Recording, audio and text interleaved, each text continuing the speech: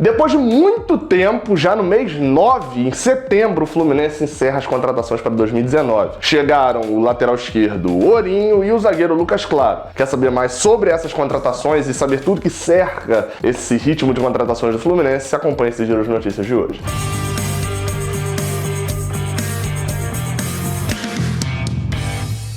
Seja bem-vindo, você guerreiro, você guerreira de todo o Brasil e de todo mundo, aqui é o canal Raiz Tricolor. Eu sou o Gabriel Amaral, jornalista e tricolor, e hoje, no dia 17 de setembro de 2019, trago esse giro de notícias para falar sobre a contratação do lateral esquerdo Ourinho e do zagueiro Lucas Claro. Mas se você quer ficar antenado sobre todas as notícias do Fluminense antes mesmo de sair vídeo aqui no canal, vai lá e baixa o aplicativo da OneFootball, o aplicativo presente em mais de 180 países, e vou te dar uma dica: abre o aplicativo, ativa lá as notificações, diz que você é tricolor, que você torce pro Fluminense e vai receber notificação no seu celular com as notícias do Fluminense. É só vir aqui no link que tá aqui na descrição, clicar e fazer o download, beleza? Seguimos.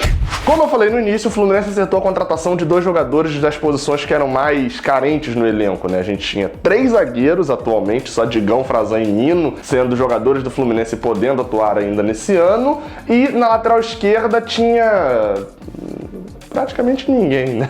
Mas tinha mais carentes que tá fazendo a transição pro campo agora, voltando de lesão. E para suprir essa falta foi contratado o lateral esquerdo Ourinho, que jogou no Santos, chegou a ficar emprestado no ano passado na Ponte Preta, jogando no Campeonato Brasileiro Série B, mas estava no Santos nesse ano, tem 24 anos. E o zagueiro Lucas Claro, que passou a vida toda praticamente no Coritiba, tem 28 anos e estava no Genceli. Cara, num time impossível de ler o nome, mas que é da Turquia. Ele estava jogando na última temporada, estava jogando a segunda divisão da Turquia. Como eu falei, o Lucas Claro tem 28 anos, estava lá há 3 temporadas. Mas vale o destaque: ambos chegaram ao Fluminense não vindo dessas equipes que eles atuaram por último, nem Santos, nem Gense. Eles vieram porque estavam sem clubes, não tinham contrato em nenhuma dessas 2 equipes anteriores. E por isso, já vou deixar claro uma coisa: eles não vieram para ser titular. Eu já falei isso daqui em outras contratações e vou deixar claro mais uma vez: tem jogador que entra para compor elenco. É o caso desses 2. Por mais que hoje na lateral esquerda a gente não tenha ninguém para posição, considerando que Mascarenhas ainda não tá com chance ali de jogar. Hoje, até no treinamento dessa terça-feira, o lateral esquerdo da base, César, treinou com os profissionais, mas não é certo ainda de que ele suba pro profissional e que vá atuar nesse Campeonato Brasileiro. Por mais que isso exista, né, na questão de Ourinho, né, de poder chegar e já ir jogando para trazer Caio Henrique pro meio, eu não acho que isso seja muito possível. Por quê? Primeiro que, como eu falei, Mascarenhas tá voltando já para fazer transição pro campo e tal, já tá começando, então em breve ele já deve estar disponível para poder voltar a atuar. Tomara. Aí você pode estar pensando, não, mas até lá Ourinho pode ir jogando, né? Então, mais ou menos. Eles já até passaram nos exames físicos, já vão assinar, então burocraticamente isso já deve estar resolvido logo, só que o Ourinho, ele não joga uma partida desde março. Deixa eu ver o dia 20 de março desse ano. Foi a última partida dele com o Santos. E nessa partida ele entrou, acho que jogou 35 minutos só. Sabe qual foi a última partida dele como titular, que ele também não jogou os 90 minutos? Foi Santos e River Plate, na verdade River Plate e Santos, estreia do Santos na Copa Sul-Americana de 2019. Isso foi no dia 12 de fevereiro e ele jogou 66 minutos nessa partida e foi expulso. Por sinal, a expulsão também é um problema sério de Ourinho, porque na Série B no ano passado ele foi expulso 2 vezes e foi expulso nesse ano quando estreou na Sul-Americana. Ou seja, ele também vai precisar treinar para poder adquirir ritmo de jogo. Ele tá aí pelo menos 6, 7 meses sem jogar bola, pelo menos profissionalmente. Já no caso de Lucas Claro, a situação é um pouco mais tranquila pra gente, porque a gente tem tido habitualmente 3 zagueiros disponíveis, né? A gente sempre tem Frazan no banco, quando precisou entrou e jogou, então a gente não tá naquele negócio de não tem nem o titular, naquele desespero total. Então o Lucas Claro vai ter mais tranquilidade para poder ir entrando e se adaptando, até porque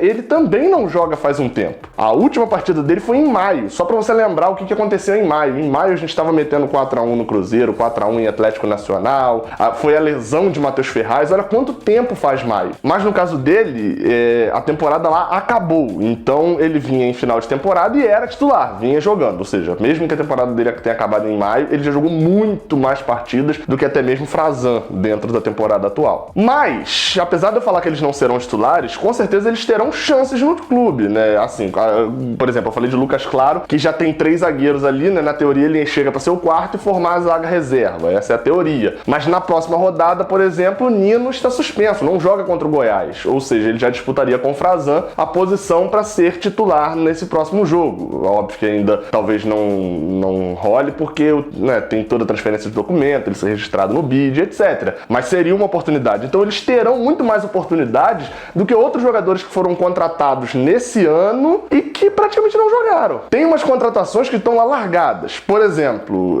Kelvin, Evandro, Brenner. São jogadores que chegaram, atuaram ali 2, 3 partidas, no caso de Kelvin, alguns minutos contra o Botafogo e não voltaram a ter chances. Também tem outra aqui que foi uma indicação de Fernando Diniz, por sinal esse, né? Foi Guilherme, chegou ali até a ter mais minutos, mas também não rendeu. Por quê? Tinha muito jogador de frente, a gente vem falando isso desde a virada do ano passado. O Fluminense chegou a ter 11 jogadores do meio pra frente, né? Considerando pontas e centroavantes. Então isso foi um problema sério ali durante a temporada e a gente viu como alguns jogadores foram descartados sem nem serem utilizados praticamente. O caso, por exemplo, de um jogador que tá no Ceará hoje, que é Matheus Gonçalves. Então, o ataque teve esse problema. Na defesa, provavelmente não, porque a quantidade é muito mais escassa. Porém, todos esses jogadores que eu listei, Kelvin, Evandro, Guilherme, Brenner, ou estão emprestados até o final do ano, ou foram contratados na mesma situação que Lucas Claro e que Ourinho, né, contratados sem clube, mas assinaram só até o final de 2019. Por quê? Eram apostas. Já no caso desses dois que chegaram agora, o buraco é mais embaixo. Já deixo claro aqui, são apostas. Ourinho e Lucas Claro, como eu falei, são apostas muito arriscadas. Porque, como eu falei aqui, são jogadores que não demonstraram. Não vou falar de Lucas Claro porque lá no início, quando ele estava ainda no Coritiba, ainda mostrava ali que podia render alguma coisa. Mas são jogadores que nos últimos 3, 4 anos não demonstraram que merecem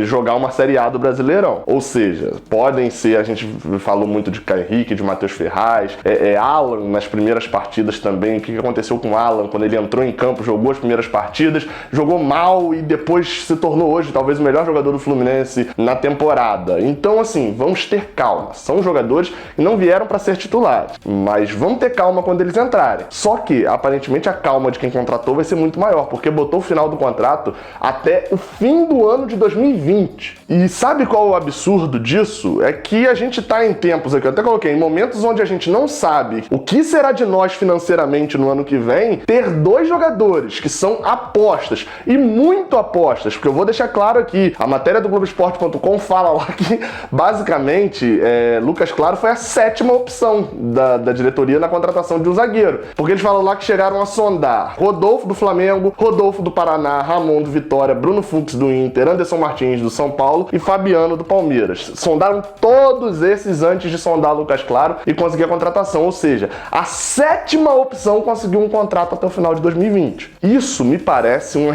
irresponsabilidade muito grande. Muito grande. Fazer um contrato tão longo assim com jogadores que não deram certo em clube nenhum até agora, pelo menos nos últimos 3 anos, não mostraram que tem nível para jogar uma Série A. Pode dar certo? Óbvio que pode dar certo. Vai ver os vídeos que eu falo lá de Matheus Ferraz para você ver como e o que aconteceu durante esse ano. Mas mesmo assim, no caso desses dois, um contrato até o final do ano que vem, eles podem jogar muita bola, mas nesse momento a contratação é irresponsável. Eu fiz um vídeo aqui falando sobre as cotas do ano que vem e o prejuízo financeiro absurdo que o Fluminense pode ter em 2020. E a gente ainda assim ter que arcar com salários de jogadores como Nenê, que também tem contrato até o final do ano que vem. Ganso também tem um contrato longo. Mas são jogadores que já tinham um nível futebolístico alto. Lucas Claro e Ourinho são apostas. E muito apostas porque não renderam nos últimos anos. A irresponsabilidade está acontecendo. Se não der tudo certo, a conta uma hora chega. Saudações tricolores, até a próxima, valeu.